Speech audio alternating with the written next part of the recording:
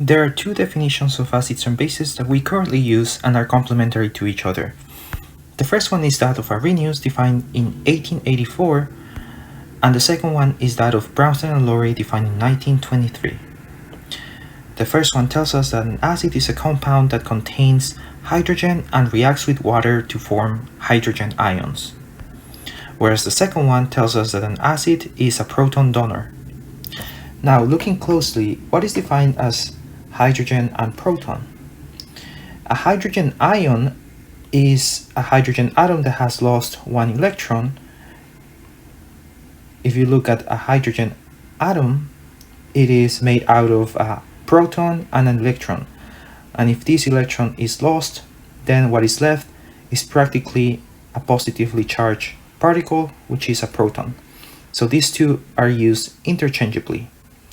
In addition, the hydrogen ion in the presence of water tends to bind to it and form a hydronium ion. So these three can be used interchangeably depending on the context. We can put these definitions into concept and see how they are applied in one example. Let's look at hydrochloric acid reacting with water, and this forms the hydronium ion and a chloride ion.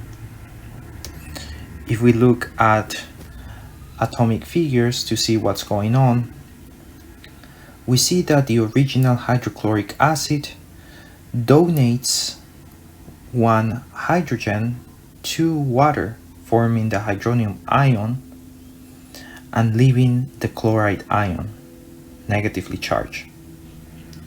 So this fulfills both definitions. This acid contains a hydrogen, and when it reacts with water, it forms hydrogen ions.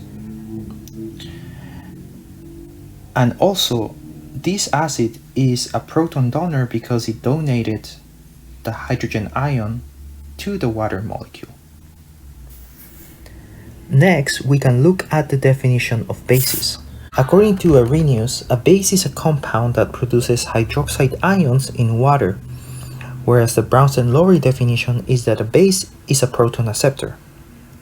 Looking at one example to see how this is used, we have ammonia, which is a base, reacting with water and forming the ammonium ion, which is positively charged, along with a hydroxide ion, which is negatively charged. Looking at what's going on at the atomic level, we see that the ammonia receives one hydrogen from the water molecule. This hydrogen is positively charged, making the ammonia, now the ammonium ion, positively charged. And this leaves behind the hydroxide ion, which is negatively charged in the absence of one hydrogen. So, looking at the definitions, this base, ammonia, produces hydroxide ions in the presence of water and also accepts a proton from water. Let's look at the properties of acids and bases. An acid and a base are both good electrolytes, so they are able to conduct ions.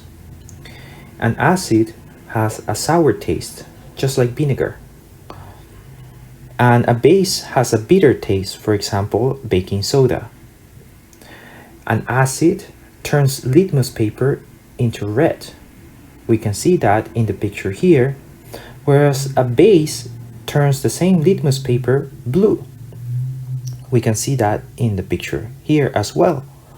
So litmus paper is used as an indicator to identify whether we have an acid or a base. An acid reacts with metals to form hydrogen gas, whereas a base has a slippery feel. Some examples of acids are vinegar, milk, soda, apples, and citric fruits. And some examples of bases are ammonia, lye, baking soda. We can classify acids based on how they react with water. First, we have amphoteric acids, which can be acid or base, for example, water. So if a water molecule reacts with another water molecule, it can form the hydronium ion and the hydroxide ion. We also saw in the previous examples that water can react with ammonia or with hydrochloric acid and form hydroxide ion and hydronium ion respectively.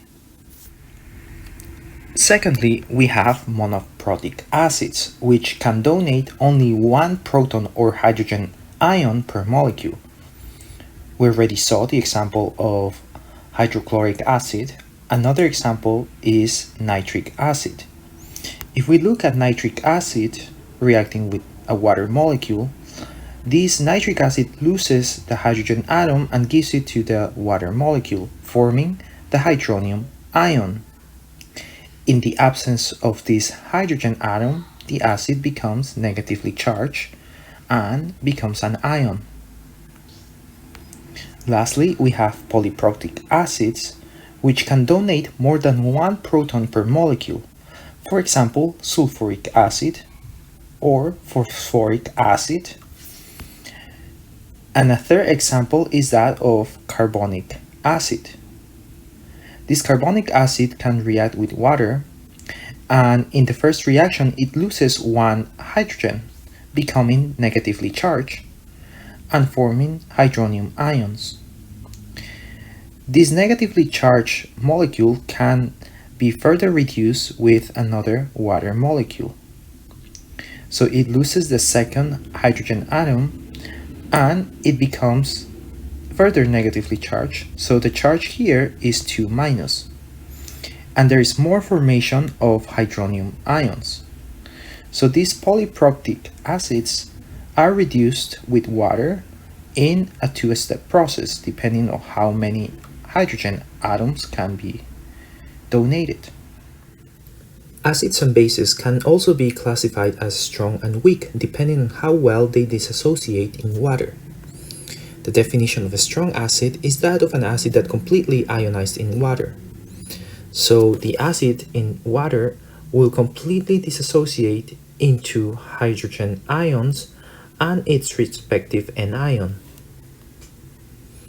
Some examples here on the left hand side of the table are hydrobromic acid, hydrochloric acid, and hydroionic acid. We also have more oxidizing strong acids, such as nitric, perchloric, chloric, and sulfuric acids. As we saw before, hydrochloric acid is an example of a strong acid, and it completely dissociates into hydronium ion and the chloride ion. So a concentration of 1 molar of hydrochloric acid will also be a concentration of hydronium ions. Then we have weak acids. Weak acids incompletely ionized in water. So only a few molecules of acid will dissociate in water. An example is that of acetic acid reacting with water. As an example, for a 0.1 molar acetic acid, only 1 in 500 molecules will actually go into dissociation of a hydronium atom and this acidic ion. Similarly, we can classify bases as strong or weak. Strong bases are those that completely dissociate in water as hydroxide ions and the respective cation. For example, in this table we have group 1 hydroxides such as sodium hydroxide. In this equation we see sodium hydroxide reacting with water and forming sodium ion, hydroxide ion, water molecule, and releasing some heat. So 1 molar solution of sodium hydroxide will completely dissociate into 1 molar of sodium ions, 1 molar of hydroxide ions. Then we have weak bases. Weak bases will partially dissociate into hydroxide ions and the respective cation. For example, we have ammonia here that dissociates into ammonia ion and hydroxide ion. Just to get an idea, a 0.1 molar solution of ammonia only will dissociate 1 in every 100 molecules of ammonia. A way to measure how acidic or basic a solution is to measure its pH. The pH of a solution is defined as the measurement of the molar concentration of hydrogen ions in the solution. So we want to measure the hydrogen ion concentration or the hydronium ion concentration. The scale of pH goes from 0 to 14, 0 being more acidic and 14 being more basic or alkaline. From 0 to 2, we have the strong acids. From 3 to 6, we have weak acids. And from 8 to 12, we have weak bases, and from 13 to 14 we have a strong bases. And we have some examples of strong acids and bases here. And at 7 we have neutral pH, for example water. This is when the concentration of hydronium ions and hydroxide ions is the same. The pH mathematically is defined as the negative log of the concentration of hydronium ions. When a solution is acidic, less than 7, the concentration of hydronium ions is greater than that of hydroxide ions. And when it's basic, greater than 7, the concentration of hydroxide ions is greater than the concentration of hydronium ions. Finally, we can define neutralization reactions as the reaction between an acid and a base. The ionic compound produced is a salt. To look at it in simple terms, is a reaction, for example, a strong acid with a strong base, producing a salt and water. For example, we have a strong acid such as hydrochloric acid and a strong base such as sodium hydroxide. When they react together, they form sodium chloride, a salt, and water.